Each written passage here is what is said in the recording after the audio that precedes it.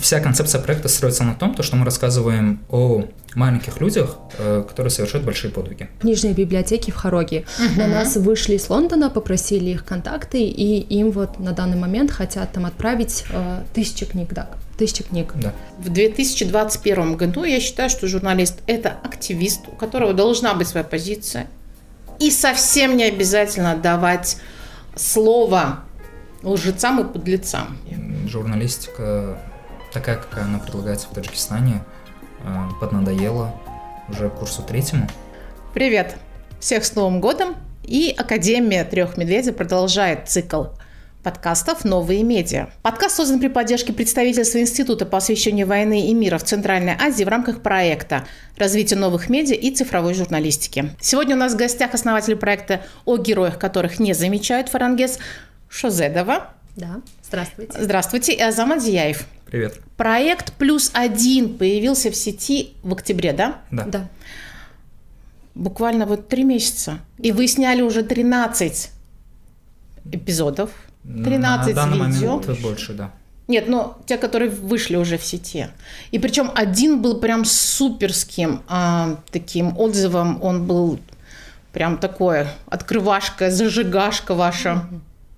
Да, это видео у нас, мы запустили его как раз в октябре. Вы с него начали, в принципе? Да, мы с него начали, но до этого мы с Азаматом решили, что перед тем, как мы запустимся, у нас должно быть там 10 сюжетов уже готовых, потому что Азамат не соглашался абсолютно запускаться с одним сюжетом. Да, то есть и все 10 были готовы? Нет, у нас в запасе было сюжетов 7, уже отснятых, смонтировано 1. Вообще сам проект зародился еще в феврале. Идея проекта зародилась в феврале 2020 года. Вот, но из-за того, что был слишком плотный график, мы не могли им толком заняться. Вот, и уже когда мы ушли с основной работы, тогда-то у нас и появилось свободное время. Все заранее было отснято. И монтаж первого видео, который длился 2 недели, да? Да, мы Почему 2 очень недели? долго монтировали, потому что мы уже изначально определились там с форматом, как это все будет выглядеть, но мы очень долго все меняли. Мы смотрели, это не подойдет, давай уберем это, давай ставим этот лайв, этот синхрон. В итоге мы 2 недели работали над этим всем. И когда мы запускались, я была на Памире, а весь материал был у меня, там ужасно слабый интернет, и мы пытались заливать видео, наверное, сколько часов? Сначала перекидывалось мне через Telegram, я его потом еще загружал очень долго. В общем... А сюжет-то, в принципе, был коротенький же, да? Да, на минуты 2. Да, то есть нам просто повезло, опять-таки, мы хотели запускаться не сюжетом про Рустама. Вот, Фарангиз его видела несколько раз около ЦУМа, как он играет в шашки, шахматы с друзьями. Вот, она говорит, было бы неплохо, потому что он как-то поделился с тобой, да, своей историей. Да, я, получается, как-то не в ЦУМе, а как-то я ехала с дома как раз на машине, хотела приехать в центр, и как раз по дороге Рустам останавливает там машину, и водитель не хотел его брать, потом он в итоге сел такой дрожащим голосом, говорит, типа, я не... пьяный, я болею, пожалуйста, не выгоняйте меня, готов заплатить. И мы, когда ехали, он рассказал свою историю, то, что очень много, люди к нему очень плохо относятся там, его постоянно выгоняют там с общественного транспорта, не пускают, не останавливают, даже там обзывают, покрывают матом. И после этого как раз появилась идея рассказать о нем, но тогда мы не знали, это было очень давно, эта идея пришла ко мне, но я не знала, как это рассказать, где об этом рассказать. Вот когда мы запустили проект, я еще раз увидела его, и мы решили снять сюжет. Да. Для тех, кто не видел ролик о Рустаме Хасанове, его можно посмотреть по ссылке, которая будет в комментариях. Это человек, который страдает ДЦП с рождения. И это был первый ролик ваш об его истории, о том, с какими проблемами он сталкивается. И как вам фидбэк? Это вообще отдельная история, как мы разбирались с фидбэком в первые 2 часа, потому что у нас сначала с Фарангиз был разговор о том, что в любом случае будут люди, которые захотят ему помочь, и мы должны будем все это скоординировать. Мы думали, максимум человек 10-20 откликнется на это видео, потому что только запустились, подписчиков очень мало, и это все наши друзья. У нас всего лишь 24 подписчика на тот момент, это были наши друзья, которые подписались на нас чисто из-за того, что, вот, это наш проект, давайте, поддерживайте нас. Они подписались и поделились, вот тоже наши друзья, там мы сами поделились, и за буквально Часа два, Да. часа 2-3. Сколько желающих было помочь? Короче, в Телеграме за первый час человек 200 точно набралось, Да. и это то, потому что час прошел, подсобил Тимур Тамирханов, который нам помог все это разгружать, он отправлял людей в Телеграм, группировал их там, Да. говорил, какие будут дальнейшие действия, потом присоединился Нуридин Шангулов, да. тоже наш друг, он работает в Алифе, да. Он сказал, что возьмет на себя вопрос с картой, Мгм. и за ночь мы до 2, до 3, не спали, отвечали Да. на все сообщения. Человек 200 или 300 точно набралось. Не больше, уже вот. было, наверное, Да, 400 сейчас я или не 500 вспомнить. да, человек в Вот. Телеграме просто. И на Только. следующее утро я уже забирал карту, отвозил ее Рустаму, связался с человеком, который дал Wi-Fi роутер, обещал обеспечить интернетом. И как-то за сутки, да, все это мы смогли сделать. И Да, невероятный видео фидбэк был. набрало там около 190 тысяч просмотров в Инстаграме, там около 11 тысяч человек поделились им, и в Телеграме в группе уже на утро собралось где-то 800 человек, которые вот супер. точно были готовы помочь. Да, нам писали, как ему помочь. Там у него, он еще рассказал, что для дочки нужен ноутбук и интернет, но у него денег нет. В итоге на нас вышли, наверное, человек 15, которые были готовы сами купить ему ноутбук и провести там интернет. И в итоге мы выбрали там Были еще такие истории после? именно... Вот с таким фидбэком нет. Это, фидбэком. грубо говоря, очень яркий старт был, который еще не удалось переплюнуть. Пока Ну, у что. нас, да, были... На тот момент у нас получилось набрать где-то 1000 с чем-то подписчиков, но видео набирали как минимум там 10 тысяч, 12, 24, 36 тысяч просмотров. Почему +1? Азамат? Скажи. Да, рассказывайте, почему? Мне интересно, я посмотрела +1 фильм, я посмотрела проекты, которые запустил «Коммерсант», с Форбсом, по-моему, тоже +1, но на бизнесе. Да. Ну, в общем, это не отсылка Да. ни на то, ни на другое. Название выбирали очень долго, и вся концепция проекта строится на том, что мы рассказываем о маленьких людях, которые совершают большие подвиги. Вот, можно так сформулировать. И мало кто таких людей замечает, и мало кто таких людей говорит. И поэтому +1. +1 герой, +1 творческий человек, +1 новатор в чем-то, и вот, Крутые собственно, проекты +1, тоже, да. да. +1 крутая идея. Мгм. И кто эти герои вот сейчас, на сегодняшний день? Просто я вот... новатор, окей, хорошо, там... Кто он? Опять-таки, Есть он уже? Или вы еще его не нашли и не придумали? именно так, что прям новатор в чем-то нет, но тот же, условно говоря, Рустам Хасанов, он, по сути, тоже герой, потому что он каждый день сталкивается с неодобрением, с непониманием, с хейтом, с нетолерантным отношением. И, по сути, он вот +1 герой, который столько лет прожил и не сломался. То есть он продолжает воспитывать дочь, он платит коммуналку за свое жилье, пытается найти работу, продолжает образовываться. То есть вот самый настоящий герой, то есть вот +1 такой герой в нашем обществе. Касательно именно новаторов, не знаю, пока таких не попадалось, но если он будет, то обязательно появится +1. А еще мы хотели показать этими историями то, что многие люди у нас говорят, что типа вот что у нас можно сделать, в стране вообще невозможно ничего делать, ничего открывать, там никаких идей, но вот те люди, по сути, есть люди, которые делают что-то, не говорят об этом, но доказывают своим примером, что если есть желание, то можно добиться всего. Тот же автозаправщик Раджа, про которого мы делали, мало кто знал, чем он до этого занимался, по сути, он обычный автозаправщик, без образования, открыл фонд помощи там больным детям. Когда он нам рассказывал, он говорил, что на тот момент, когда он собирался это все делать, он даже не умел пользоваться там обычной почтой. Он не знал, как пользоваться интернетом, что делать. И в итоге он вот все это сделал, там добился всего и помог около, сколько он сказал? 300 детям? Более 400-500 детей, которые благодаря ему получили шанс. Сколько сейчас ребят в вашей команде? Нас Двое. пока двое, да, но нам помогают очень сильно наши друзья, если там нужна помощь со съемками, Со съемкой, да, с монтажом. там с монтажом, с какими-то еще делами, то наши друзья всегда готовы там прийти на помощь, помочь нам. Это полный энтузиазм, Да. альтруизм, ничего. Чистой воды, чистой Да. воды. Зачем вам это нужно? Ну, знаете, Наверное, это нам нравится, мы занимаемся тем, что... Да-да-да, мы занимаемся тем, что нам приносит там удовольствие. Мы после работы выходим, мы уставшие, но мы приходим, это делаем, и мы получаем удовольствие от этого. Ну да, по сути, все свободное время, большая часть свободного времени, точнее, посвящается проекту +1. Это съемки, это монтаж, это написание текста, это все. Есть, кроме самоудовлетворения, еще что-то? Я не знаю, там, стать известными, какая-то там даже цель. об этом не думали. Да? Нет, это не в приоритете. Мы вот, получается, с Азаматом выходим каждый вечер с работы в 6 часов вечера, и до 10, иногда до 11-12 мы просто сидим и работаем, да. И так почти каждый день, либо как минимум там 4-5 дней в неделю точно. Ну вот я думал, почему, то есть это выматывает очень сильно, часто не высыпаешься, потому что есть основная работа, которая приносит доход, и, по сути, она должна быть во главе всего.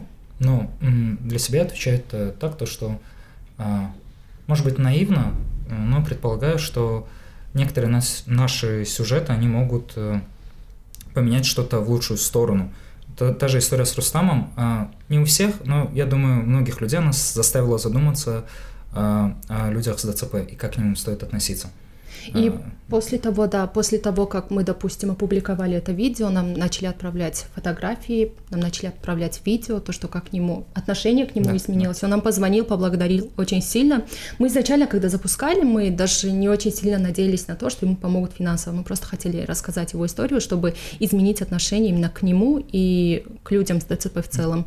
И у нас это получилось, это классно. Нам каждый день, даже по сей день, вот мы делаем различные сюжеты, нам пишут там сообщения с благодарностью, людям нравится, и это классно. Да, это был один из таких вопросов у меня, да, что вы сейчас, в принципе, уже ответили на то, что зумеры, они более чувствительны к проблемам общества, они как бы, им это ближе, они пропускают через себя всю эту боль, они не такие равнодушны, как предыдущие, например, поколения 2. Ну да, возможно, с глобализацией это связано с тем, что интернет дал возможность смотреть не вот так, а попробуй чуть-чуть. Вот так посмотреть, да, чуть-чуть шире. Думаю, вы думаете с этим? Ну, одна из версий, возможно, во многом благодаря, точнее, интернету, и то, что он, по сути, превратил или, возможно, все еще превращает мир в одну такую большую глобальную деревню, где все друг про друга знают, где все друг другу сочувствуют и проявляют эмпатию.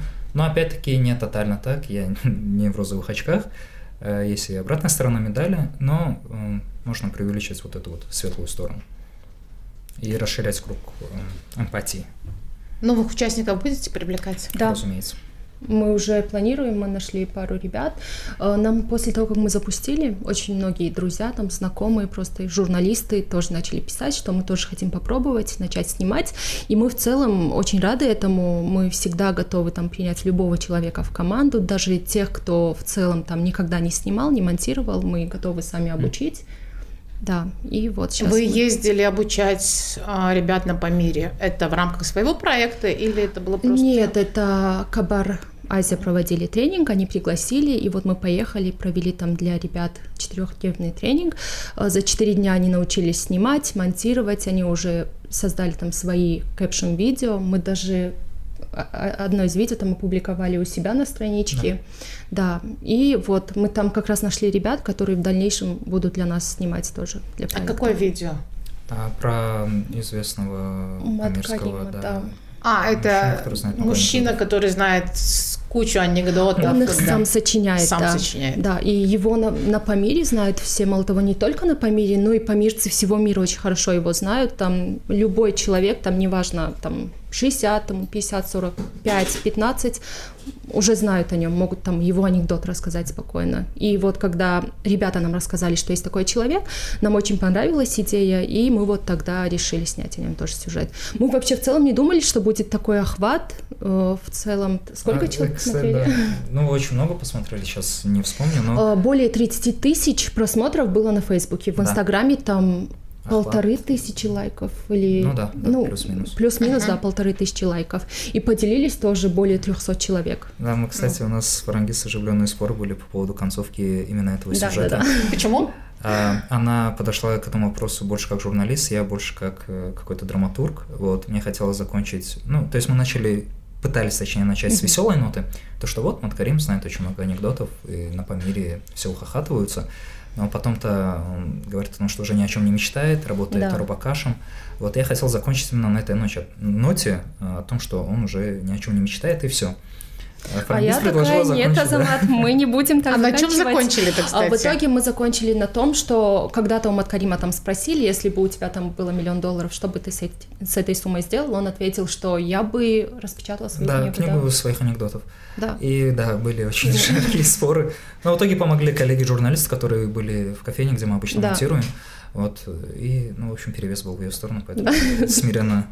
Но в итоге, кстати, вот по поводу этого сюжета мы нашли людей, которые сейчас именно занимаются сбором его анекдотов, и также появились люди, которые готовы финансово помочь, чтобы там в будущем распечатать его книгу. Супер, это будет еще одна хорошая история. Да.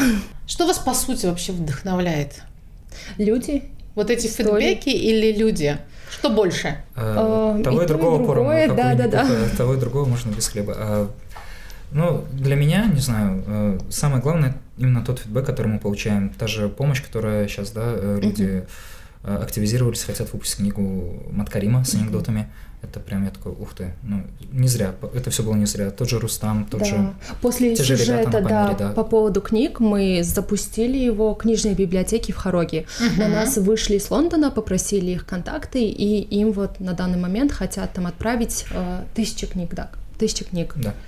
Супер, это же классно. Мы делали сюжет именно тоже с Харога по поводу бездомных животных в Хароге, то, что их не мучают, как они там живут.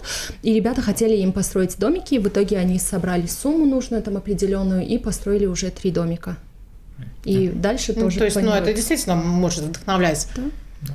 А что вы говорите своим, то есть желающим снимать, монтировать? Как вы их вдохновляете? Вот сейчас ты провела тренинг. Там же в принципе, смонтировать там можно, конечно, есть одна из причин, там ты можешь снять себя, свою семью, смонтировать. А вот такие вот ролики делать. Мы им говорим, вот я там даже ребятам говорила, снимайте то, что вам нравится, то, что вас вдохновляет. Если это вам не будет нравиться, вы это не сделаете от всего сердца. Если вам нравится история, и вы ее снимете, то она обязательно понравится и тем, кто вас смотрит. А что помимо ваших героев и фидбэка после ваших историй вдохновляет вас? Идея пришла ко мне в 2018 году, когда... Долго ты его вынашивала, я тебе скажу. Мы просто участвовали в тренингах, как раз там нас обучали создавать такие кэпшн-видео от Пражского гражданского центра, который в Украине проходила. И мне этот формат очень сильно понравился. Как раз мы тогда там обсуждали с координатором проекта Равшаном. Я сказала ему, я вернусь в Таджикистан, я обязательно буду снимать вот такие кэпшн-видео. В итоге я приехала, и у меня была работа, плюс учеба, какие-то еще дополнительные, я абсолютно ничего не успевала. Но я знала, что когда-нибудь я обязательно это сделаю. И вот в 2020 году я рассказала это Азамату. А есть похожий проект? Вот что? Например, когда мы придумывали проект «Салом соседя», который выходил в Азии Плюс, я, например, вдохновлялась тогда проектом «Ромб». Это тоже о людям. То есть основной посыл вот этого проекта был именно такой. Мне очень нравилось, как они пишут, как они рассказывают. Там тоже были кэпшн-видео коротенькие. И чаще всего это были просто хорошие эмоции. Даже если история была очень печальная, но она вызывала эмоции положительные, может быть, там немножко печальные какие-то. Тем не менее, вот это черпалось вдохновение оттуда. А у вас? Честно говоря, на тот момент, когда у нас возникла эта идея, мы даже ничего не смотрели, да, то есть мы каких-то рефренов осознанно не искали, но потом, когда запускались, вот уже ближе к тому, как мы начали снимать это все, мы уже начали искать там иностранных там каких-то СМИ, страничек, которые именно снимают вот такие кэпшн-видео, чтобы уже понять, как это все будет выглядеть, что получится у нас в итоге. Но до мы не смотрели ничего и не выпустили. А сейчас отслеживаете кого-то, что-то? Потому что, в принципе, я такой сторонник того, чтобы не придумывать, как правило, велосипед, и прочитываю просто очень много, а так как я больше работаю с текстом, я текстовые истории читаю, только потому, чтобы, может быть, что-то я подчеркну для себя, может быть, я там увижу тему, которую не вижу вокруг, да, например, или не замечаю. Не, мы тоже отслеживаем. Да, мы Куда же вот- без этого в такую эпоху живем, где типа постмодернизм и все дела. что? Банально будет те же самые капшн-видео, например, от настоящего времени. Вот, я смотрю, я такой думаю, ну, вот это уровень, например, к которому бы хотелось приблизиться и стать еще выше. Потому что, не знаю, как-то они трогают. Вот.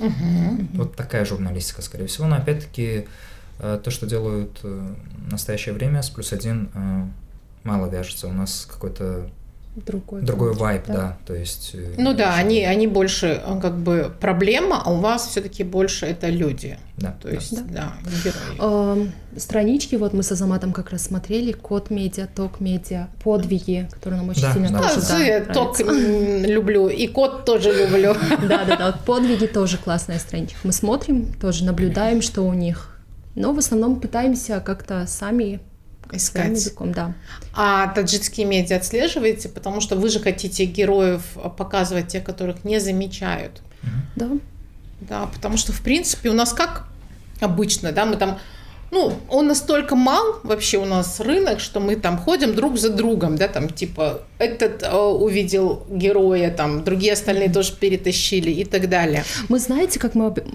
Ой, Вы это обсуждаете, в принципе? Да, мы обсуждаем, мы пытаемся выбирать именно тех, о ком не говорили, или выбираем тех, о ком говорили, но очень плохо. То есть не так, как мы бы неплохо, пытались. а Ну, имеется в виду, раскрыли их не в том раскрыли. ракурсе, Да. в котором мы бы могли Да. их раскрыть. Вот, мне кажется, так более А так, в корректнее основном, когда мы выезжаем куда-то, мы уже героев ищем на месте.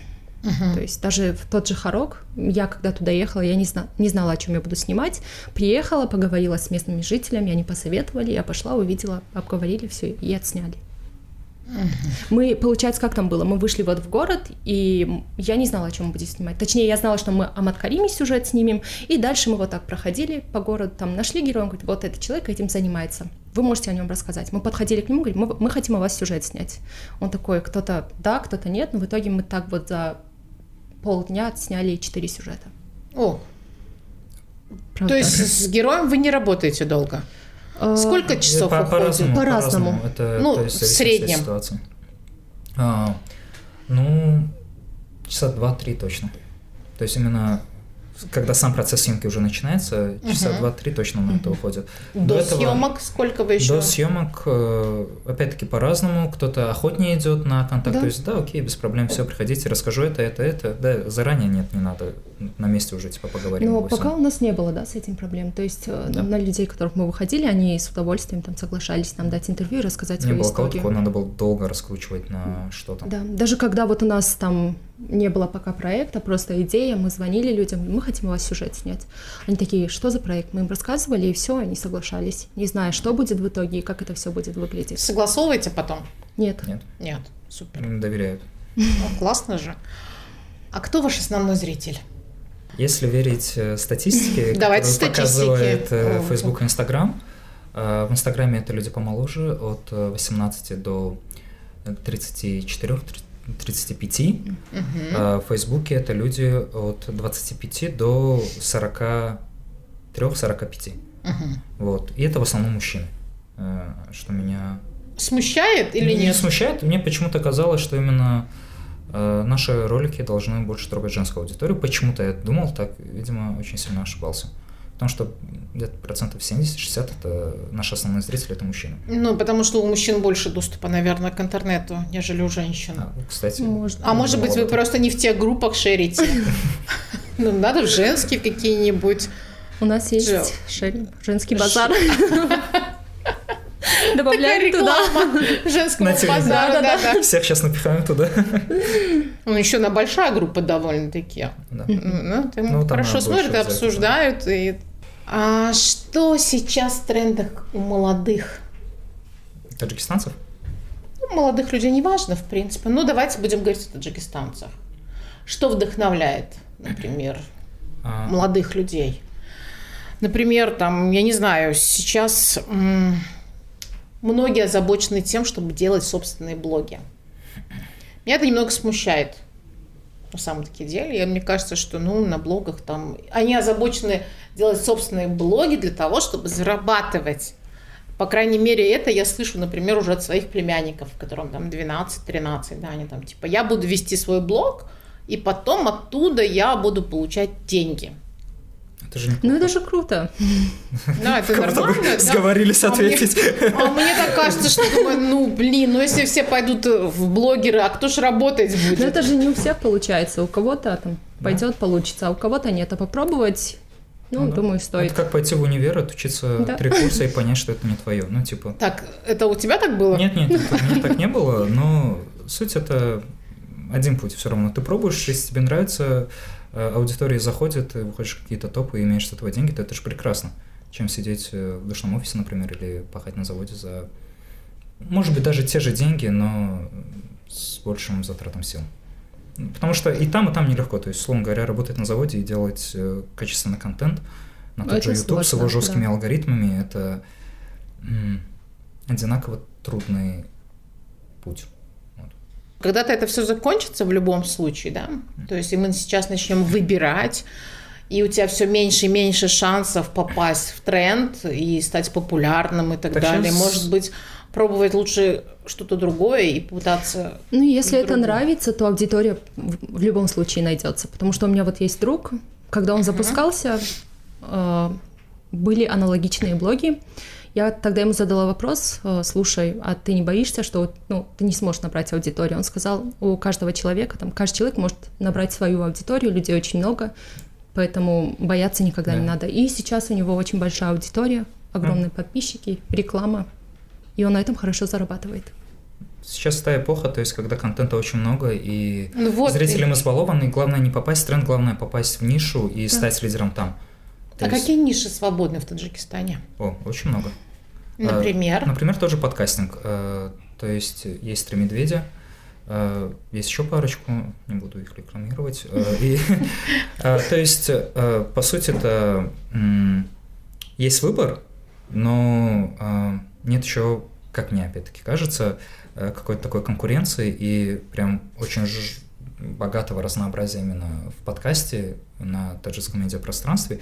Можно сюда вклинуться. У нас, например... Тоже YouTube очень. Тоже YouTube, да. У нас очень мало кинообзоров, то есть я на один наткнулся, но он как-то загорелся и быстренько потух, потому что фидбэк был слабый. Вот эта ниша свободна. Почему бы не делать обзоры на это? Мы вот как раз планируем начать снимать для +1 travel-блоги. Почему-то российские... В YouTube?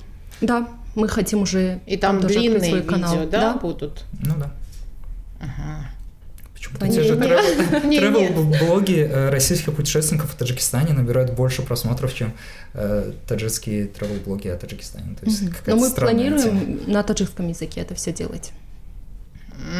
Почему на таджикском? В принципе, аудитории вы думаете, больше. для аудитории таджикской? И как раз YouTube, у нас нет таджикских travel-блогеров. Не, есть, но они, опять-таки, они локальные, то есть знают, просмотров очень мало, и можно дать просто, сделать качественно один travel-блог, посмотреть, как люди на него отреагируют, и просто видоизменять блог в начальной стадии, travel-блог, пока не достигнешь той идеальной формы, которая бы подходила тебе и твоему зрителю. Тогда он будет увеличиваться, у вас будет отличный канал. Кто основной зритель на YouTube, на ваш взгляд?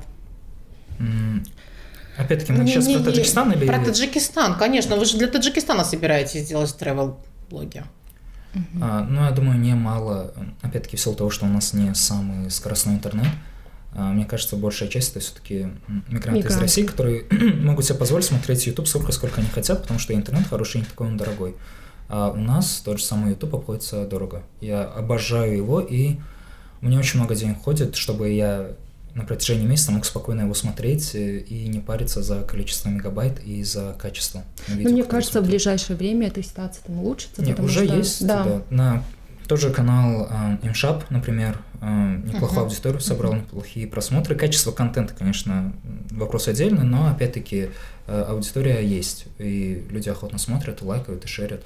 Тот же Шоми Душамба, например, с пародией Скалька от Comedy Club, выстрелили, сейчас у них дела как-то слабенько пошли, но суть, то есть аудитория идет, и она идет именно на таджикоязычный контент. Ну вот смотри, окей, хорошо. Такой развлекательный контент, он даже низкокачественный, да, по контенту, идет, заходит, потому что соответствующая аудитория. А как ты попытаешься влезть туда с travel-блогингом? Потому что аудитория – это фактически мигранты, основная аудитория. Просто я все слежу по статистике.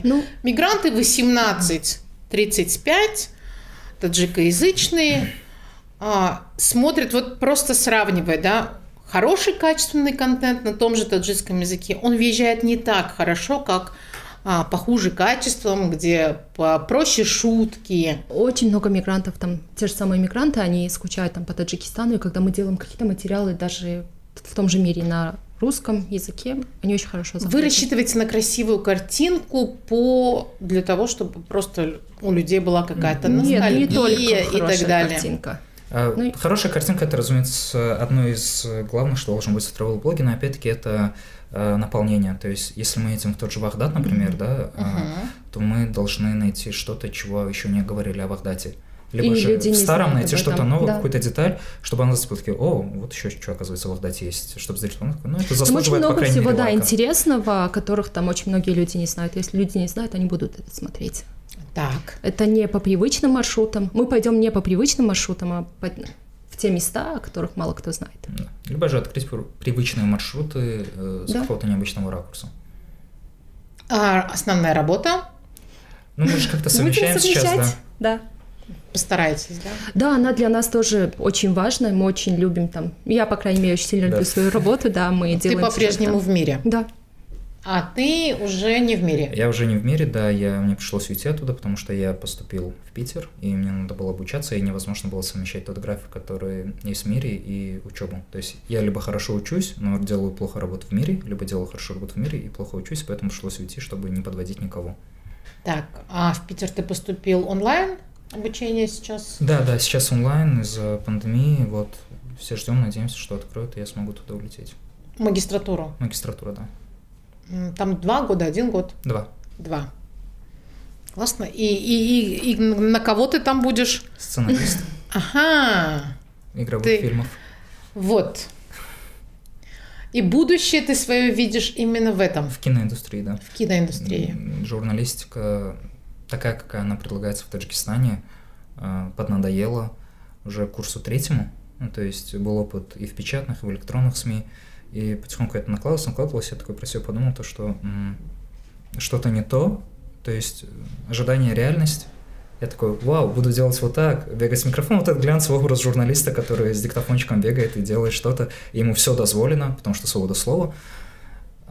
Но в реальности оказалась немного суровее, да, не такой глянцевый, как я себе ее представлял. К самой журналистике не осталось, опять-таки, то, что мы делаем для +1, немножко опять искорку журналиста во мне пробудило, но опять-таки начиная с того же 3 курса у меня пошла тяга к сочинительству, к сценариям, и я понял, что это то, что будет делать меня максимально счастливым и радостным. А есть опыт уже в этом? Есть, но он опять-таки исключительно таджикистанский, где работа делается по принципу, как пойдет. То есть ты сделай, а там дальше посмотрим, и не совсем нравится мне этот стиль. То есть приходит заказчик, ему нужен тоже сценарий клипа, например. Я говорю, как ты его видишь? Ты же написал песню, то есть расскажи, о чем она, что ты туда вкладываешь, потому что я вижу одни образы в голове, ты видишь совсем другие, и посыл может быть разный. Окей, та же смерть автора, постмодернизм, все дела, и я хочу, то есть максимально передать тот вайб, который он хотел передать в сценарии клипа. Говорит, давай я стою на фоне, например, чего-то и пою песню, и у меня в руке гитара, и я такой, давай добавим туда немного сторителлинга, что ли, попробуем сделать так. Такой, ты напиши, там дальше посмотрим. И, то есть, такой стиль немного коробит работы, поэтому хочется туда попробовать там это сделать, где чуть более профессиональный. А где чуть более профессионально? Ты собираешься выезжать? Нет, я собираюсь там работать, в российской киноиндустрии, быть сценаристом там. Так, то есть ты собираешься уезжать? Да, без вариантов. Так, и он тебя бросает? Получается, она первая, это я должна, была. Она первая вообще в курсе была всей моей затеи, то, что я переключился на сочинительство, то есть настолько близкий человек, что она одна из первых об этом узнает, и одна из первых поддерживает. И, в принципе, проект +1, когда начинался, вот стоял вопрос того, что делать, если мы улетим. Да, я тоже план должна была есть, улететь. Да. Куда? В Польшу. Такие нормальные, ребят, вы тут когда замутили начинали? такой проект, и потом потихоньку, почему? Так, Азамат уже объяснил, почему. Он думает, что у него там будет комфортнее ему. А почему тебе? Я хочу получить европейское образование. Получить образование там, и дальше уже посмотрим, вернуться или остаться. Так, а у меня там следующий вопрос был про то, каким вы видите свой проект через он не год, умрет. 2, 3. Он не умрет. Да. Почему? Потому что будут наследники. Да, смотрите, у нас есть два варианта. Если в будущем мы все-таки уедем, будут ребята, которые будут это продолжать, мы будем искать тех, кто будет это делать. Либо же, если мы никого не найдем, то мы будем уже снимать те же самые travel-блоги, немного поменяем формат, там, +1, и будем продолжать делать проект там. Расширим немного географию. Да. Да, ну то есть все-таки хотим придерживаться первого плана, чтобы за время, пока мы здесь, собрать ребят, опять-таки все это будет под нашим кураторством, вот, чтобы они могли делать сюжеты здесь, в Таджикистане, находить героев, с нами как-то советоваться, вот, разумеется, не за бесплатно к тому моменту, Да. я думаю, да, то есть вся эта система у нас выстроится, когда мы сможем оплачивать труд ребят, которые будут делать контент для +1, и уже контролировать все это из-за границы. И там тоже снимать какие-то материалы уже для проекта. Ну просто я не могу, но когда уезжает идейный вдохновитель проекту, ты отрываешься от реальности, ты понимаешь, ты перестаешь видеть картинку, да, вот. То есть, как я говорю, ты выезжаешь за пределы, да, даже если ты ненадолго, там, в командировку, в отпуск и так далее, ты как будто обнуляешься. Ты видишь оттуда все, что происходит здесь, несколько иначе. И получается, что ты не оторван вообще полностью от реальности. Тебе кажется, нужно делать так, а здесь в реальности получается другое. Ты постоянно чувствуешь вот это вот неудовлетворение, да, своим проектом. Ёлки-палки, ну почему так? Ну, Значит, это ребят надо. надо готовить. Тех, Да. которым просто вот взять сейчас, брать в команду его уже, который будет прям, вот он будет вас чувствовать, он будет понимать, в чем как бы, да, задача проекта, почему он должен будет его любить как собственное дитя, потому что вы его так любите, и вам нужен третий, который действительно останется и будет жить с этим ребенком, воспитывать, растить его дальше. Но мы Так, надеемся, нет, что мы так и не будет. как безответственные родители, которые типа, Да, вы отдают родительские права, или как это называется? Соответственность, да, родителей. которые отдают опеку, да, другому человеку, нет. А мы просто родители, которые в командировку ненадолго уезжают и оставляют дитё с няней. Но при этом постоянные созвоны в зуме и все такое. Нет, не будет чувствовать тепло ваше по зуму ребенок ваш. Ну, Думаем. нет, посмотрим, время покажет. То есть мы сейчас об этом говорим, завтра все перевернется в принципе. во время пандемии, да, то есть невозможно что-либо предсказать. Единственное, что можно предсказать, что ничего нельзя предсказать. Вот, поэтому посмотрим, как пойдет. Пока план такой. То есть он не надежный, как часы швейцарские, но пока он такой. Посмотрим, что будет дальше. Если мы останемся здесь, то, конечно, никто не будет бросать +1. Да. Вот, он будет жить дальше. Ну, мне хочется закончить наш разговор на какой-нибудь приятной ноте, но я такая вся А есть еще разгорячилась. приятная нота. Мы Да. вот летом планируем снять свой первый документальный фильм. Да, Да. о чем? У нас ком? очень Несколько, много да. разных тем, мы Но пока две приоритетные точно не это- определились. Не в выраженном ярко-эмоциональном ключе о проституции в Таджикистане.